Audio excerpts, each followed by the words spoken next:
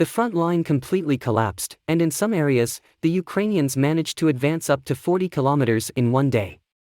What is interesting, the Ukrainians used completely different tactics to minimize their losses and maximize Russian losses. And here is how they are doing it. Traditionally, to break through the enemy's positions and push the Russians back, the Ukrainians needed to do the following. First, they would send a lot of scout groups to identify defense in the most tactically important positions. Second, they would launch more intense combat reconnaissance operations to figure out how to undermine Russian defense. Thirdly, they would launch a big attack to improve their tactical position, and, after gaining the advantage, they would leverage tactical gains and try to turn it into operational success, meaning launch a full-scale attack to create a breakthrough. This was only possible as long as the Russians tried to maintain control over their positions, because this way, they would deplete their reserves by sending everyone to the front, which would inevitably compromise other segments of the front line, and when the front line is breached, there is basically no one behind it to stop the advance. Now, the situation has changed. The Russians spent almost a month building fallback positions and optimizing everything for retreat. So, the main objective of the Russians now is not to hold positions but slow the Ukrainians down as much as possible and abandon their positions immediately after the Ukrainians get a foothold in the region. In this case, if the Ukrainians launched a massive attack, they would advance toward a settlement and get stuck while Russian artillery and aviation would be firing at them. And yes, this would happen under normal circumstances as well, but the difference is in the frequency.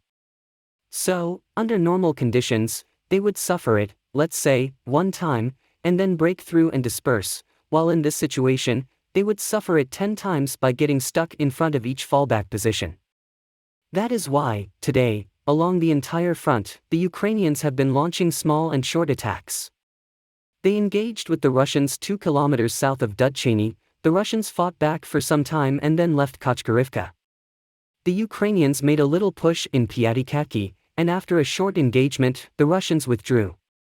And they continued pushing little by little along the entire front, which caused a very rapid collapse because the engagements were short and allowed for high frequency. Now you might be wondering how it maximizes Russian losses. Here is how. Simultaneously, the Ukrainians have been bringing their artillery closer and closer to the Dnipro River. Ukrainian artillery is already around 15 kilometers from Kherson, which means that it can target the main retreat route from the eastern part of the bridgehead, Antonivka. The Antonivka area is like a funnel, and Ukrainian sources reported that our artillery is attacking the areas with the highest concentration of Russian forces.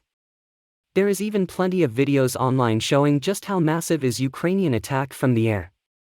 And the Ukrainians can do it relatively safely because, firstly, the Russians are only moving in one direction, so it is unlikely that they will make a massive counterattack and destroy the artillery, and, secondly, they are firing from new positions that Russian artillery simply has no information about. Of course, there is aerial reconnaissance, but in the case of Russia, it takes at least 90 minutes from the position being identified to an artillery strike, which in this case means that the ground will be empty because the front line is moving so fast, and Ukrainians' artillery is moving with it. Right now, Ukrainian artillery has an absolute advantage because its positions are not fixed, while Russian areas of concentration of forces are fixed. And the Ukrainians are leveraging this advantage quite effectively, inflicting severe losses while simultaneously cautiously advancing and avoiding possible traps. If you are against the invasion of Ukraine and want to support the work that I am doing, consider making a purchase in the online store UA Supporter.